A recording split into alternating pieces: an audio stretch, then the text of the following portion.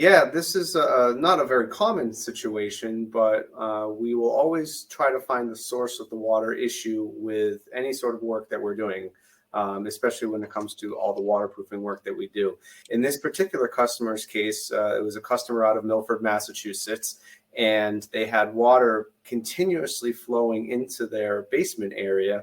And it wasn't it was a semi-finished basement. There was a little section of the foundation that was covered, and they had a crack on the exterior right in that rough location. So when we were on the phone with them trying to understand the situation that they had and what was they were experiencing, it was, they seemed to line up pretty well that, okay, there's water coming in this area and there's a crack on the outside. All likelihood we had to open up the wall and there would be the issue and we'd see the water coming in. The one thing that gave us pause in this situation was that it had been extremely dry leading into this appointment, and it's been dry since, but they had active water infiltration in their house. So after kind of trying to figure out what was going on over the phone with photos and conversations, I said, you know what, we're going to send a technician out to help kind of investigate to see where this water is coming from and what we can do to help you out. And this is a good cautionary tale for a lot of people who may be trying to figure out why water's in their basement. A lot of times we just get the panic call from a customer saying, I have water, can you help me? And most times we can help you, but a lot of times, and sometimes it's actually an issue that's not foundation related at all. So the first thing that we always need to see is, well, how is this water coming in? Where is this water coming in from? And where's that point of origin?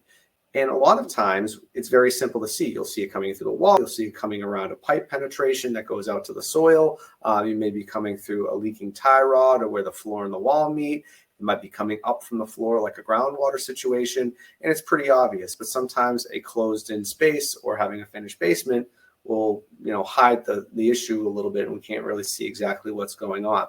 When this is the case, what we have to do is we have to be a little bit more investigative, both on the homeowner side as well as the technician side in this case. So we always want to look around the perimeter of the house to see, is the garden bed too high? So anytime it rains, it comes over the top of the wall where the wood meets the foundation. That happens a lot. Other times it's the sprinkler system is directed at the foundation and it's getting in around a window well. In this particular case out of Milford, what we found is that there was an active flow constantly.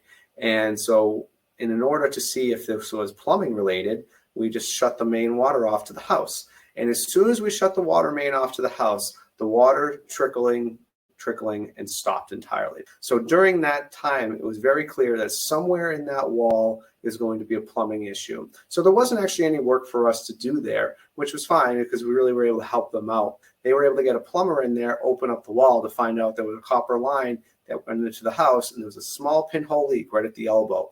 And that was causing a constant water flow. And once it saturated the insulation entirely, it had nowhere else to go but come out onto the floor.